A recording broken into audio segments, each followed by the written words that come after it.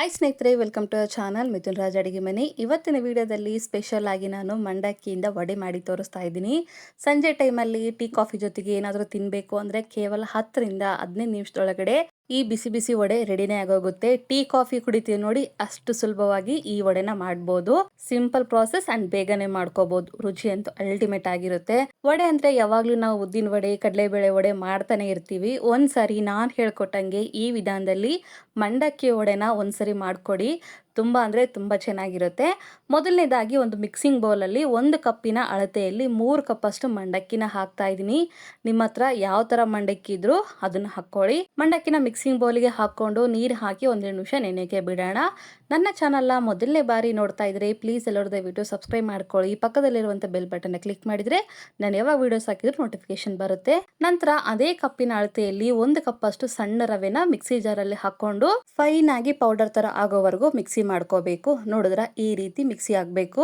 ರವೆನ ಎಷ್ಟು ಚೆನ್ನಾಗಿ ಪೌಡರ್ ತರ ಮಾಡ್ಕೊಂಡ್ರೆ ಈ ವಡೆ ಅಷ್ಟು ಫ್ಲಫಿ ಆಗಿ ಬರುತ್ತೆ.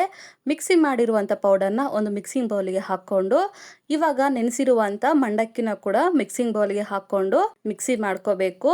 ಮಕ್ಕಳು ಸ್ಕೂಲಿಂದ ಬಂದ್ಮೇಲೆ ಹಸಿವು ಅಂತ ಕೇಳಿದಾಗ ಪಟ ಅಂತ ಈ ಸ್ನ್ಯಾಕ್ಸ್ ಮಾಡಿಕೊಟ್ರೆ 1-2 ತಿಂದು ಮುಗಿಸ್ತಾರೆ. ಅಷ್ಟು ರುಚಿಯಾಗಿರುತ್ತೆ. ಈ ರೀತಿ ನೆನೆಸ್ಬಿಟ್ಟು ತಗೊಂಡಿದ್ದೀನಿ ಮಂಡಕ್ಕಿನ. ನಂತರ ಇದೇ ಮಿಕ್ಸಿ ಜಾರಿಗೆ ಯಾವ ಕಪ್ಪಲ್ಲಿ ಮಂಡಕ್ಕಿ ತಗೊಂಡಿರ್ತೀವೋ ಅದೇ ಕಪ್ಪಿನ ಅಳತೆಯಲ್ಲಿ ಅರ್ಧ ಕಪ್ಪಷ್ಟು ಮೊಸರು ಹಾಕ್ತಿದ್ದೀನಿ. ನಿಮ್ಮ ಹತ್ರ ಹುಳಿ ಮೊಸರಿದ್ರೂ ಪರವಾಗಿಲ್ಲ, ಇಲ್ಲ ಫ್ರೆಶ್ ಆಗಿರುವಂಥ ಮೊಸರಿದ್ರೂ ಪರವಾಗಿಲ್ಲ.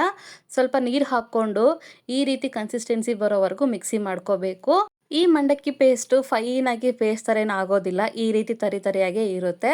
ಮಿಕ್ಸಿ ಮಾಡಿರುವಂಥ ಮಂಡಕ್ಕಿ ಪೇಸ್ಟನ್ನ ರವೆಲಿ ಹಾಕಿ ಈ ರೀತಿ ನೀಟಾಗಿ ಕಲಿಸ್ಕೊತಿದ್ದೀನಿ.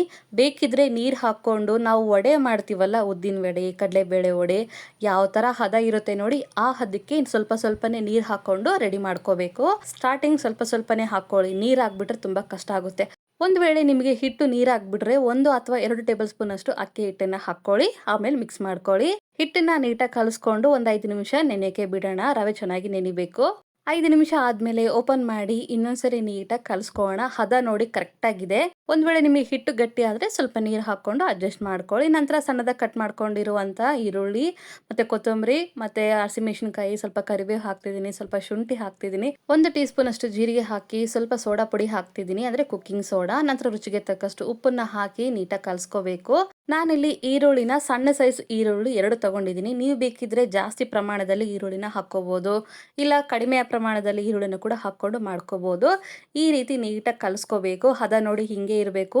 ವಡೆ ಹಿಟ್ಟು ಒಂದು ವೇಳೆ ನೀರಾಗ್ಬಿಟ್ರೆ ಎಣ್ಣೆ ಜಾಸ್ತಿ ಹೀರ್ಕೊಳ್ಳುತ್ತೆ. ಹಾಗಾಗಿ ಈ ಕನ್ಸಿಸ್ಟೆನ್ಸಿನ ರೆಡಿ ಮಾಡ್ಕೊಂಡು ಇಟ್ಕೊಳ್ಳಿ. ನಂತರ ಎಣ್ಣೆ ಕಾಯಕ್ಕೆ ಇಟ್ಟಿದ್ದೀನಿ. ಸ್ವಲ್ಪ ಹಾಕಿ ತೋರಿಸ್ತಿದ್ದೀನಿ. ಹಾಕಿದ್ಮೇಲೆ ತನ್ನಷ್ಟಕ್ಕೆ ತಾನೇ ಮೇಲೆ ಬರಬೇಕು. ಇವಾಗ ಪರ್ಫೆಕ್ಟ್ ಆಗಿದೆ ಅಂತ ಅರ್ಥ.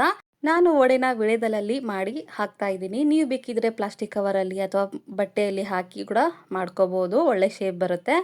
ಈ ರೀತಿ ಎಲ್ಲವನ್ನು ಎಣ್ಣೆಯಲ್ಲಿ ಹಾಕಿದ್ಮೇಲೆ ಗ್ಯಾಸನ್ನು ಮೀಡಿಯಂ ಫ್ಲೇಮಲ್ಲಿ ಇಟ್ಕೊಂಡು 2 ಕಡೆ ಗೋಲ್ಡನ್ ಕಲರ್ ಬರೋವರೆಗೂ ಫ್ರೈ ಮಾಡಿಕೊಂಡು ಪ್ಲೇಟಲ್ಲಿ ಸರ್ವ್ ಮಾಡಿಕೊಂಡ್ರೆ ತುಂಬಾ ಸಿಂಪಲ್ ಆಗಿರುವಂಥ ಮಂಡಕ್ಕಿ ವಡೆ ರೆಡಿನೇ ಆಗೋಗುತ್ತೆ.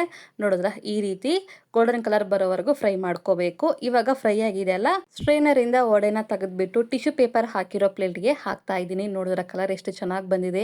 ಮೇಲ್ಗಡೆ ಕ್ರಿಸ್ಪಿಯಾಗಿ ಒಳಗಡೆ ಸಾಫ್ಟ್ ಆಗಿ ಸಖತ್ತಾಗಿರುತ್ತೆ.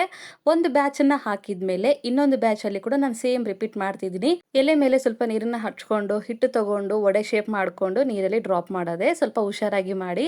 ಅಭ್ಯಾಸ ಇರೋರು ಆರಾಮಾಗಿ ಮಾಡಿಬಿಡ್ತಾರೆ. 2 ಕಡೆ ಗೋಲ್ಡನ್ ಕಲರ್ ಬರೋವರೆಗೂ ಫ್ರೈ ಮಾಡಿಕೊಂಡು ಸ್ಟ್ರೈನರ್ ಇಂದ ವಡೆನ ತೆಗೆದ್ಬಿಟ್ಟು ಟಿಶ್ಯೂ ಪೇಪರ್ ಹಾಕಿರೋ ಪ್ಲೇಟ್ಗೆ ಹಾಕೊಂಡ್ರೆ ತುಂಬಾನೇ ಸಿಂಪಲ್ ಆಗಿರುವಂತ ಗರಿ ಆಗಿರುವಂತ ಮಂಡಕ್ಕಿ ವಡೆ ರೆಡಿನೇ ಆಗೋಗುತ್ತೆ. ನೀವು ಬೇಕಿದ್ರೆ ಚಟ್ನಿ ಜೊತೆಗೆ ಸರ್ವ್ ಮಾಡ್ಕೋಬಹುದು. ಮಕ್ಕಳಿಗಾಗಿದ್ರೆ ಸಾಸಿಂದ ಸರ್ವ್ ಮಾಡ್ಕೊಳ್ಳಿ, ತುಂಬಾ ಚೆನ್ನಾಗಿರುತ್ತೆ. ಒಂದ್ಸಾರಿ ನಾನು ಹೇಳ್ಕೊಟ್ಟಂಗೆ ಈ ವಿಧಾನದಲ್ಲಿ ಮಂಡಕ್ಕಿ ವಡೆನ ಟ್ರೈ ಮಾಡಿ, ಸಖತ್ತಾಗಿರುತ್ತೆ. ಈ ರೆಸಿಪಿ, ಈ ವಿಡಿಯೋ ನಿಮಗೆ ಇಷ್ಟ ಆದ್ರೆ ನನ್ನ channel like, share, comment and subscribe ಮಾಡ್ಕೊಳ್ಳೋದನ್ನ ಮಾತ್ರ ಮರಿಬೇಡಿ. ಓಕೆನಾ? ಮುಂದಿನ ವಿಡಿಯೋದಲ್ಲಿ ಮತ್ತೆ ಸಿಗ್ತೀನಿ. ಅಲ್ಲಿವರೆಗೂ ಟೇಕ್ ಕೇರ್, ಬಾಯ್.